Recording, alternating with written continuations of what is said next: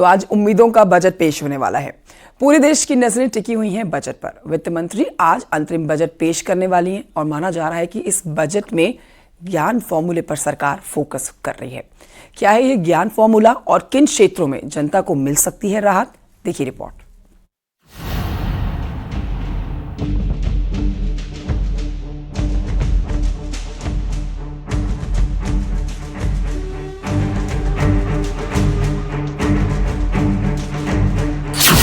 वित्त मंत्री निर्मला सीतारमण अंतरिम बजट यानी कि वोट ऑन अकाउंट पेश करेगी। चुनावी साल होने के कारण ये पूर्ण बजट नहीं होगा। इसे टेम्परेरी फाइनेंशियल प्लान या फिर वोट ऑन अकाउंट कहा जाता है। अब सबकी निगाहें लोकसभा चुनाव से ठीक पहले पेश होने वाले अंतरिम बजट पर है। वित्त मंत्री निर्मला सीतारमण लगातार छठी बार बजट पेश करेंगे। आप तो जानते ही हैं कि जब चुनाव का समय निकट होता है तब आमतौर पर पूर्ण बजट नहीं रखा जाता है। हम भी उसी परंपरा का निर्वाह करते हुए पूर्ण बजट नई सरकार बनने के बाद आपके समक्ष लेकर के आएंगे। इस बार एक दिशा निर्देशक बातें लेकर के देश की वित्त मंत्री निर्मला जी हम सबके सामने कल अपना बजट पेश करने वाली है। साथियों, मुझे विश्वास है कि देश नित्य प्रगति की नई नई ऊंचाइयों को पार करता हुआ आगे बढ़ रहा है। जनता जनार्दन के आशीर्वाद से निरंतर बनी रहेगी। इसी विश्वास के साथ फिर आप सभी को मेरा राम राम। अब सवाल ये है कि आखिर इस बजट में क्या खास होने वाला है? बजट से लोगों की क्या उम्मीदें हैं और बजट में क्या बड़े ऐलान हो सकते हैं? एक्सपर्ट का मानना है कि इस बजट में GYAN फॉर्मूला दिखाई दे सकता है, यानी गरीब, युवा, अन्नदाता, नारी शक्ति और किसान। अंतरिम बजट का बड़ा फोकस महिला किसानों पर हो सकता है। महिला किसानों की सम्मान निधि दुगुनी हो सकती है, यानी महिला किसानों को मिलने वाली रकम 6,000 से बढ़ाकर 12,000 रुपए की जा सकती है। इसके साथ साथ उनको कर्ज भी दूसरों के मुकाबले 1% सस्ती मिलेगी। महिला किसानों को किसान क्रेडिट कार्ड देने में प्राथमिकता रहेगी। किसानों के लिए सस्ती दरों पर जीवन बीमा की स्कीम भी संभव है। वहीं दूसरी ओर पुरुष किसानों को हर साल मिलने वाली राशि 6,000 से बढ़ाकर 9,000 रुपए करने का ऐलान किया जा सकता है। इस तरह अन्नदाताओं को अब 3,000 रुपए का अतिरिक्त लाभ हो सकता है। इस साल युवाओं के लिए बजट में कई अहम ऐलान हो सकते हैं। स्किल को बढ़ावा देने के लिए सरकार अपने बजट के पिटारे से कुछ खास पेशकश कर सकती है। इस बार युवाओं के लिए स्टार्टअप के लिए खास प्रावधान मिलने की उम्मीद है, क्योंकि मोदी सरकार लगातार इस क्षेत्र को बढ़ावा दे रही है। टैक्स में छूट, ईज ऑफ डूइंग बिजनेस के लिए कुछ प्रावधान कर सकती है। उम्मीद की जा रही है कि ग्रामीण क्षेत्रों के युवाओं के लिए भी सरकार विशेष घोषणा कर सकती है। युवाओं के लिए सरकार खेलो इंडिया योजना में भी थोड़ा बहुत बदलाव कर सकती है, ताकि ज्यादा से ज्यादा युवाओं को इसमें भागीदारी मिल सके। रियल एस्टेट सेक्टर को इस अंतरिम बजट से आर्थिक सुधार और विकास के साथ ढेर सारी उम्मीदें हैं। इस क्षेत्र के स्टेक होल्डर्स ये मानकर चल रहे हैं कि वित्त मंत्री रियल एस्टेट में निवेश को बढ़ावा देने वाली नीतियों को लेकर आएगी। इसके साथ ही प्रत्यक्ष विदेशी निवेश को भी प्रोत्साहित किया जाता है और इससे सेक्टर को राहत मिलेगी। उन्हें इस बार के बजट में होम लोन के टैक्स दायरे को बढ़ाने के साथ साथ इस सेक्टर को उद्योग का भी दर्जा मिलने की उम्मीद जताई जा रही है। जीडीपी ग्रोथ भी बहुत अच्छी होने की अनुमान है।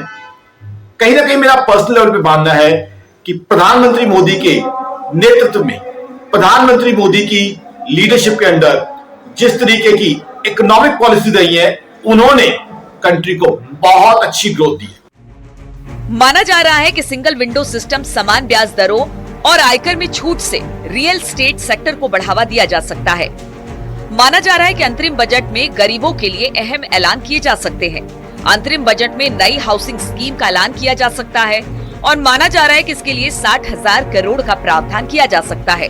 वहीं मनरेगा का जो बजट 60,000 करोड़ है, उसे बढ़ाकर 85,000 करोड़ तक कर दिया जा सकता है।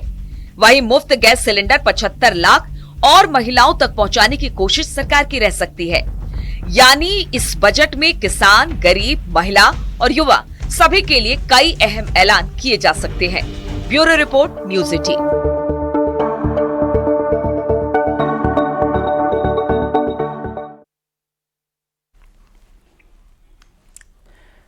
और आइए इस वक्त की बड़ी अपडेट आप तक पहुंचा देते हैं। दिल्ली से आ रही है, जहां पर अपने आवास से निकली हैं वित्त मंत्री निर्मला सीतारमण। और अब देखिए आगे बढ़ेंगी निर्मला सीतारमण, क्योंकि आज 11 बजे जो है वो बजट पढ़ा जाना है उनकी तरफ से। अंतरिम बजट, मोदी सरकार के दूसरे कार्यकाल का ये अंतिम बजट है, जिसमें उम्मीदें कई हैं।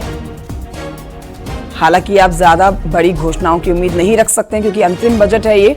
पूर्ण बजट जो पेश किया जाएगा उसमें आप कई बड़ी उम्मीदें लगाएंगे। बहरहाल तस्वीरें आपको दिखा रहे हैं। बारिश इस समय हो रही है दिल्ली एनसीआर में, और उसी बारिश के बीच में आप ये कारवां आगे बढ़ता हुआ देख रहे हैं। थोड़ी ही देर में सबसे पहले जो बताएं, पहला स्टेप जो है आज के दिन का वो फोटो सेशन का है। फोटो सेशन होना है। अपने आवास से निकल चुकी हैं वित्त मंत्री निर्मला सीतारमण।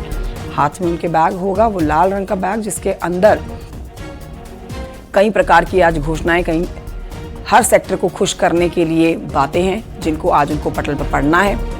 ठीक 11 बजे शुरू हो जाएगा बजट उनकी तरफ से पढ़ना। फिलहाल अपने आवास से निकली हैं, फोटो सेशन के लिए आगे बढ़ रही हैं।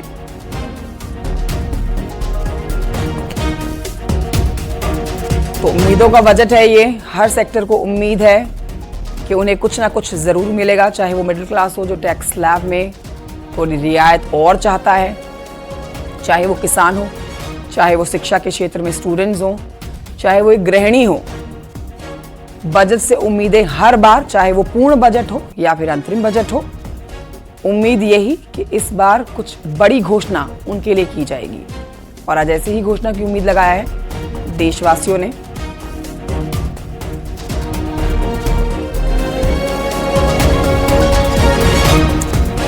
तो ये बड़ा सवाल है कि क्या बजट में आज जो पेश किया जाना है उसमें टैक्स स्लैब में कुछ बदलाव होगा? क्या मध्यम वर्ग को टैक्स में कुछ और छूट मिलेगी? ये वो सवाल है जो पूरे देश के मन में है। आइए आपको दिखाते हैं बजट में टैक्स से जुड़े क्या बदलाव हो सकते हैं।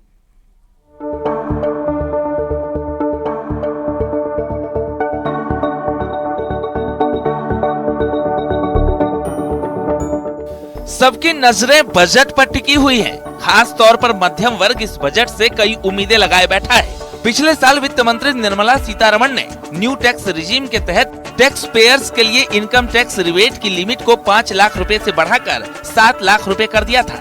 बेसिक छूट लिमिट को पहले के 2.5 लाख रुपए से बढ़ाकर 3 लाख रुपए कर दी गई थी। केंद्र सरकार ने फैमिली पेंशन के लिए 15,000 रुपए की कटौती भी शुरू कर दी। इस बार मध्यम वर्ग को उम्मीद है कि टैक्स स्लैब में कुछ बदलाव किया जाना चाहिए। अभी पुरानी टैक्स रिजीम के तहत 3 लाख रुपए तक की आय पर कोई टैक्स नहीं लगता। 3 से 6 लाख रुपए तक की आय पर 5% टैक्स लगता है। 6 से 9 लाख रुपए तक की आय पर 10% टैक्स लगता है। 9 से 12 लाख रुपए के बीच आय पर 15% टैक्स है। 12 से 15 लाख रुपए के बीच आय पर 20% टैक्स है।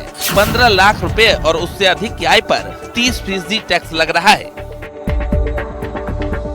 लोग उम्मीद लगाए बैठे हैं कि स्लैब में कुछ बदलाव किया जाना चाहिए ताकि मध्यम वर्ग को खास तौर पर कुछ फायदा हो सके।